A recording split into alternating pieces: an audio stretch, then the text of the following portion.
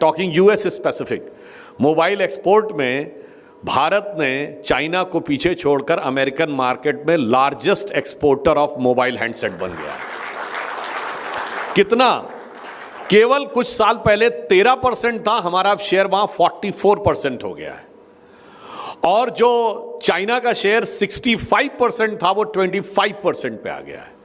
And just couple of weeks back visa को पीछे छोड़कर हमारा डिजिटल प्लेटफॉर्म यूपीआई एक दिन में सबसे ज्यादा डिजिटल ट्रांजैक्शन करने वाला कंट्री बन गया है।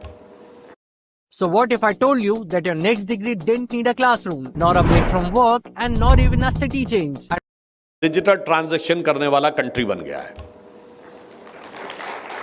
और फिर इतना ही नहीं है, just last month World Bank की रिपोर्ट आई है कि among all the major economies of the world सबसे कम इनइक्वालिटी भारत में है।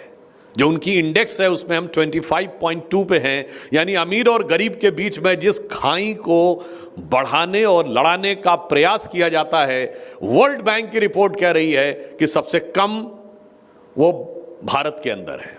और वैसे उसका एक और कारण भी है, सिर्फ हम दुनिया के इकलौते देश हैं जहां पर आपको कई ऐसे इंस्टीट्यूशंस मिल जाएंगे जहां साल में 365 दिन फ्री का खाना मिलता है।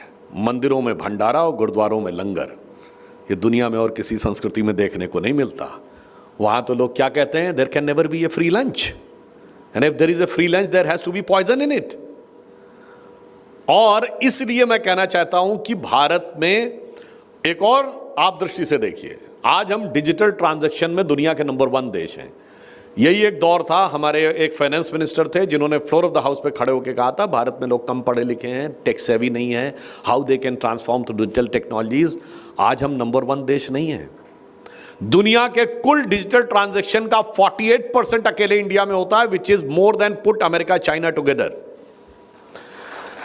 आप याद करिए, जापान के प्राइम मिनिस्टर आए थे दिल्ली के खान मार्केट में, उन्होंने डिजिटली दिया था पेमेंट। इमैनुअल मैक्रोन फ्रांस के प्रेसिडेंट आए और जयपुर में चाय वाले को कुल्हड़ की चाय पीकर चाय का पेमेंट डिजिटली किया था। That's how India is emerging today.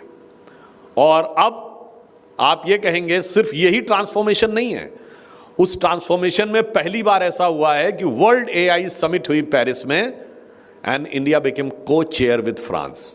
आप इमेजिन करेंगे एआई समिट ग्लोबल और prime minister Modi ji and Emmanuel Macron, French president, were co-chairing that.